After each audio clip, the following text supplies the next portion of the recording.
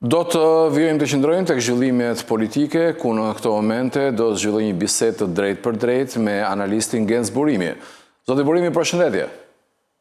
Përshëndet, unë.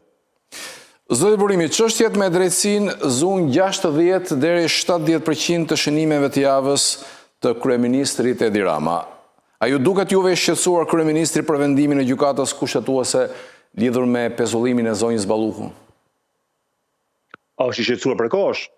Nuk është të moment. Shqetësimi ka filluar që prej momentit që zonja Balluku, pra zëvendës kryeministre, u vënë në shenjtë të drejtësisë, që nuk ka si ndryshim, është i njëjti panik që konstatohet që nga fillimi i kësaj afere deri tani tek Edi Rama.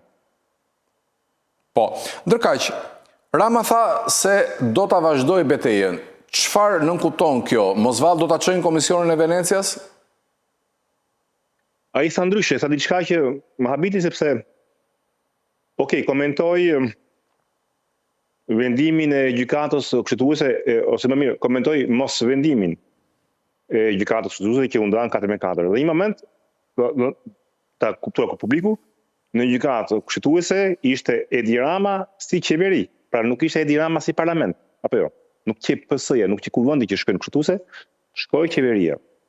Por një moment ai thotë që ne nuk do të lejojmë që të preket, siç tha, preket pavarësia ekzekutive e parlamentit. Fjalë për fjalë, duket, nëse gjendet edhe me regjin në studio, pra nuk do të lejojmë që të preket pavarësia ekzekutive e parlamentit, që nuk ka lidhje fare me këtë dosje.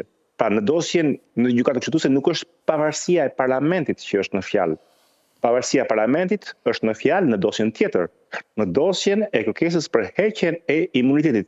Pra mos bëri një lapsus zoti Rama për treguar që humbëm betejën e parë në gjykatë kushtetuese, por do vazhdojmë betejën e dytë në parlament, ku Spaku le të kërkojë çfarë të dojë, ne s'do i japim zonjën Balluku.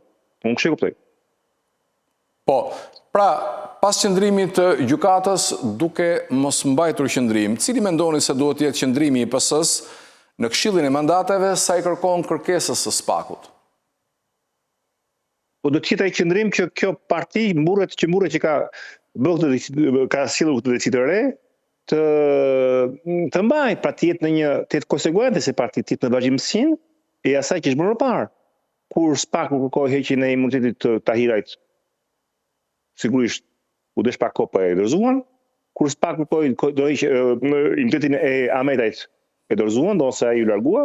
Kur Spaku kërkoi imunitetin e zotit Berisha, e dorëzuan. Kështu që nuk ka pse, kjo është që na habit neve sot me kryeministrin, me Partinë Socialiste. Çfarë ndryshon sot me këto tre dosje që sa përmenda? Ndryshon sot sepse me zonja Balluku me siguri është personi më i aftë i Ramës, ndoshta ai ka dosje mbi Edi Ramën, dhe ai ka të dozoj, sepse nuk e kuptoi çfarë ndryshoi sot.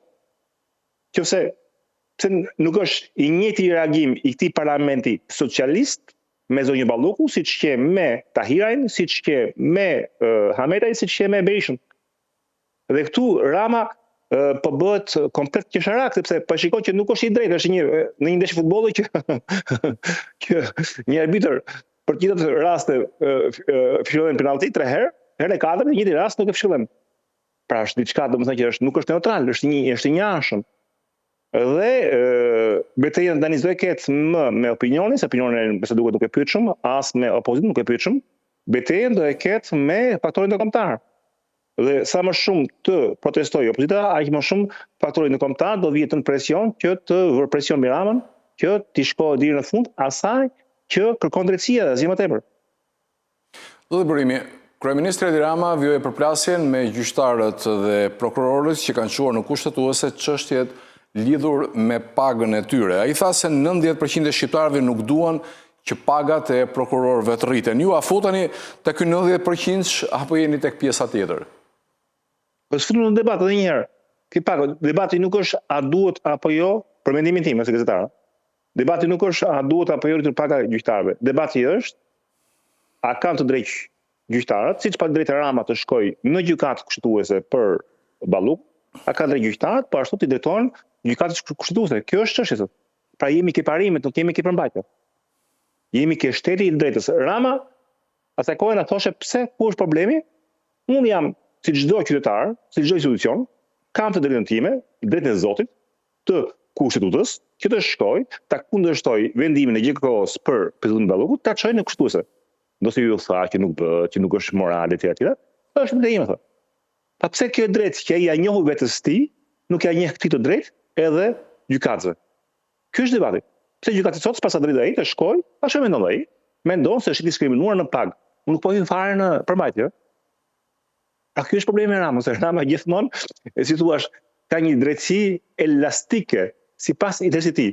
Ku do interesi ai shkon kushtetuese, kush do interesi e pengon tjetrin ose e bën tjetrin komplet e dekredibilizon, e ofendon sot shoqatën e prokurorëve që të shkojë kushtetuese. Pasi më tepër të shkojë kushtetuese, nëse kushtetuesia mendon se ka të drejtë, jo japi, nëse s'ka të drejtë, jo jap.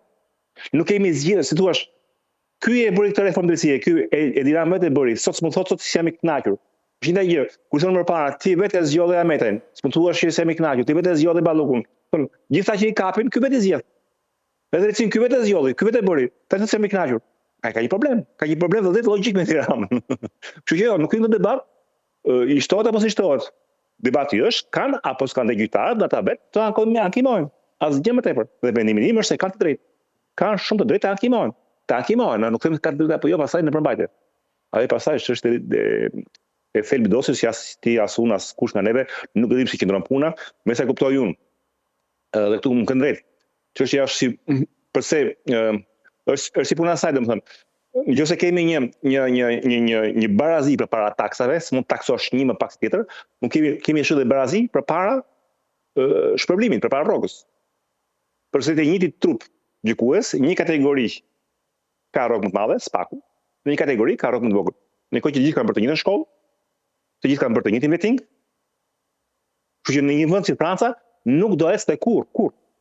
Është barazia para ligjit. Atëherë shkoj përpara përse e Dinamo ky vet, që në fillim fare kur bëri reformë drejtësi, vendosi ai vetë të bëjë një diskriminim pozitiv, pra spakut ja rrogën lart. Ai e vendos. Kishte avokatër të qeverisë Rama, ti thonë që zoti kryeminist kjo s'bëhet, se po e bëre për një dhe bësh për gjithë. Është një qeveri e Ramës, Magjor Rama thotë që ministri i mbrojtjes vendos të jap 10.000 euro në muaj. Ministri i bujqësisë i jap 4.000. Ministri të arsimit i jap 3.000. Kjo është logjikë.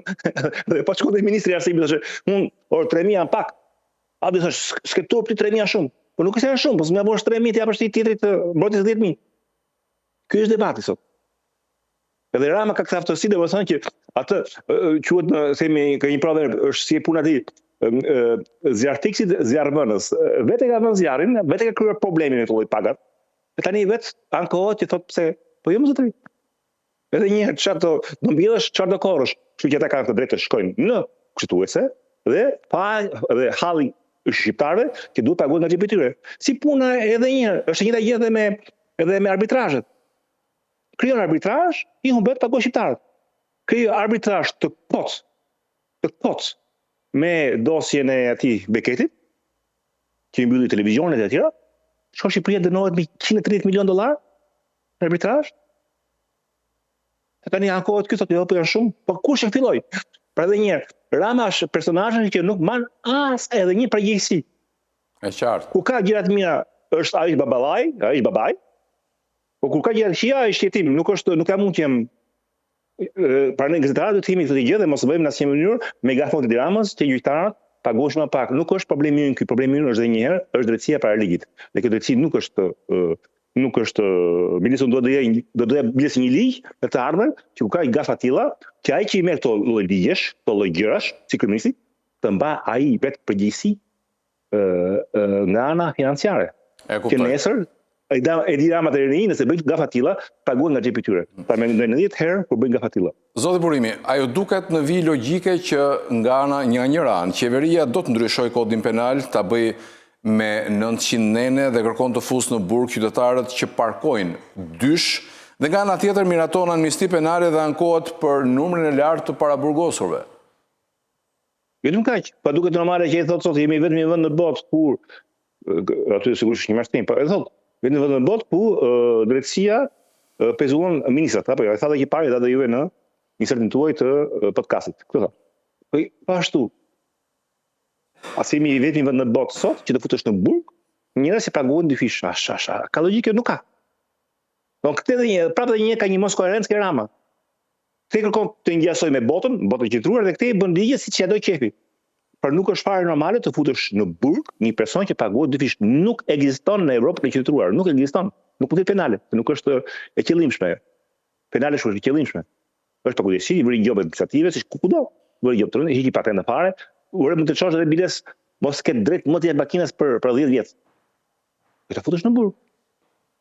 Se kur fut në burg ti nuk dënon vetëm atë, dënon edhe të familja, ka fëmijët, ka gruan, ka gjithçka mbrapa. Kështu që edhe një është një mos koherencë totale. Ashtu se puna e shpifjes, udhëhesh në hy Evropa që ti qesh ana penale ke shpifja që kemi gazetarët. Do të thënë si ky Diran 13 vjet pushtet na la shpifjen mbi kurriz. Po. Mirë, kalojmë pak tek opozita. Në datën 10 ka thirrur protestën e radhës kombëtare kundër qeverisë. Cilat janë pritshmëritë tuaja si njeri që analizon veprimet politike? Pra, cili do të jetë produkti në opinionin tuaj? Produkti është ai që ka filluar. Pra produkti cili është? Produkti është që rasti shqiptar, pra rasti i korrupsionit qeveritar në Shqipëri të bëhet më i aksesueshëm nga mediat ndërkombëtare. Dhe tani Shqipëria është një lloj toke e humbur, një toke e haruar, fitesh për Shqipërinë, fitesh për Nongratën, por pikërisht me shufishimin e këtyre protestave ka filluar kote e fundit gjithë kemi vënë që agjansat e lajmeve po ndryshojnë. Reuters, AFP po plasin në Shqipëri njerëz që po ngrihen kundër korrupsionit.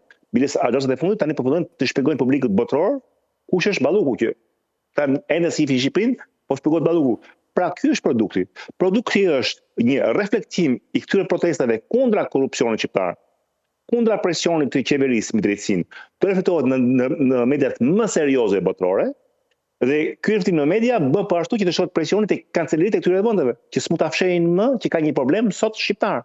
Dhe tani thuhet që s'ka problem shqiptar, Shqipëria është një vend që do të jetë mirë, një vend që do hyjë në BE, që ka hyrë negociata, po kur lexojnë tani një publiku më jashtë që si mund të hyjë në Evropë ky vend ku kryeministri bën presion mbi drejtësinë. Nëse nuk e lejuam në Europë të njëjtën gjë, as Polonisë dhe as Hungarisë, që bën presion mbi drejtësitë e vendeve tyre, bën ligje të ashpra, u prem subvencionet. Nëse nuk e lejmë neve këtë gjë Zelenskit, i cili po ashtu deshi të mbronte rrethin e afërt që u kap me presh në dorë duke vjedhur. Si mund të lejohet kjo një vendi me 2 milion banor, që s'ka pik fuqie, të rezistojë në kombëtarëve, si mund të lejohet kjo? Pra kjo është produkti. Produkti është që një moment ndërkombëtarët do i krijohet bindje që nuk mund të vazhdojë më shumë kjo situatë. Probleme me vjedhjet, probleme me zgjedhjet, probleme me mos kuptimin opozit majorancë, nuk më vazhdoj deri në 2029. Është e pamundur që të mbyllet një proces negociatash me këtë kaos politik në Shqipëri. Edhe në fund fare mund të arrihet në një konkluzion që do të ishte e preferueshme për gjitha palët, për Ramën, për Berishën, edhe për ndërkombëtarët, që kartat të rishpërndahen duke bërë zgjedhje parakoshme, siç po vendoset të bëhet me Serbin. Serbia nuk donte, ishte presioni i ndërkombëtarëve dhe në fund vitit në Serbi do ketë zgjedhje parakoshme. Ky do mund të jetë produkti. Pra s'do bie qeveria datë 10, por do jetë pikërisht edhe një herë një konkluzion të kombëtarëve që ka në momenti që në Shqipëri kartat të rishpërbohen, rikthehen nga e para. E ndërkohë që Berisha pra ka thirrur protestën në datën 10 shkurt, 12 deputet opozitës gjenden prej disa ditësh në Shtetet e Bashkuara të Amerikës. A keni një koment për këtë? Po si janë më ta, më shumë komentin e kam tek dy kokat e larta të qeverisë shqiptare, të shtetit shqiptar. Niko Peleshi, pra kryetari i Kuvendit, dhe ministra e jashtme, Spiro Palli. Që ata janë prej dhe kjo habitem, fundit ka shkuar në para të tyre, por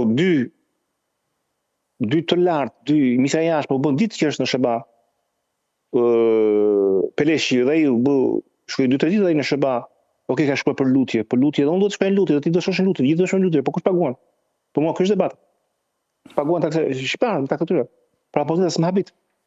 Po si sa, lutjesh, ma se kuptova, që nuk e njeh mirë, sepse në Francë nuk kemi shumë kështu, nuk ka shumë komente, nuk i njihet mirë kjo ceremonia e lutjeve, nuk e njeh fare, por me sa më thanë, se kuptova, kjo bëhet, kështu që të gjithë po prapojnë drejt SBA-ve, por nuk luhet sot për mendimin tim. Lajmi i ditës sot është edhe një herë një shkrim që pash tek një, mund të themi, të Shqiptarja, është pra fakti që në datë 19 mbledhet bordi i paqes në Washington, shkon apo nuk shkon kryeministri Rama në Amerikë. Nuk është çështja ishin në opozita apo Spilopali. Shkon apo shkon ai? Edhe sot ka një titull të madh sot tek shqiptarët që thonë që Rama do të shkojë në Washington, por artikulli mbyllet me paragrafin që kjo gjë nuk konfirmohet nga zyra shtypit e kryeministrisë. Kështu që cili është ai vërtet? Për mua ky është lajmi sot jemi gati një javë përpara kësaj këtij samiti të jashtëzakonshëm në Washington.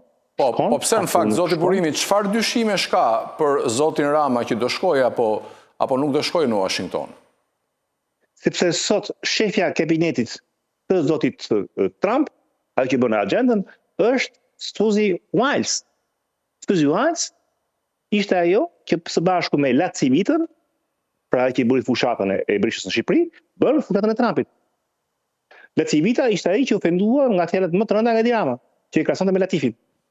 Që ne shohim fare që këtë administratë amerikane gjërat mund të shkojnë edhe në një aspekt shumë personal. Po zonja Wiles mund ta pranojë që një person që fyen kolegun e saj, që fyen të shtrëngojë dorën Trumpit. Arsye e parë, arsye e dytë mund të jetë po ashtu që zoti Trump është një luftë të pa epur, të pa princip, pa parime fare, është një luftë për jetë vdekje politike me kampin Soros për në zgjedhjet për midterms. Soros po ashtu mik me Ramën, ai pranon. Dhe kjo mund të arsye. Pra ka shumë arsye i bëjnë që kjo Amerikë e kësaj administrate do Shqipërinë, por nuk do kryeministrin. Edhe kjo për mendimin tim, kjo do zgjidhet në datën 19. Për mua data 19 është datë kapitale. Është data që do t'i japi përgjigje kësaj pyetje apo eviton apo jo administrata Trump Edi Ramën. Në dy rastet e fundit evitoi kur që Vance në Munich para disa muajsh për një takim të NATO-s që evitoi të jepte dorën Ramës. Rasti i dytë që pikërisht mbledhen në Davos krijimi i bordit të paqes ku që zonja Osmani, por nuk që zoti Rama. Me një justifikim komplet që nuk e beson njëri, isha detyruar të bëj ditë babysitterin për të bien në presidentin amerikan që nuk mund të shkojë si. Pra tani është e treta e vërteta, data 19 shkurt e treta e vërteta. Shkon apo nuk shkon Edi Rama në Washington? Nëse shkon, të gjithë ato që thuan që Trump nuk do t'ia shojë bojën Ramës, bie poshtë. Nëse nuk shkon, kjo administratë ja ka dhënë vizën Edi Ramës, por jo Shqipërisë. E pra, le të presim datën 19 për të parë se si do të vijohet në këtë drejtim. Mirë, zoti Burimi, të falenderoj shumë dhe punë të mbarë. Po ashtu, Edi Lembar.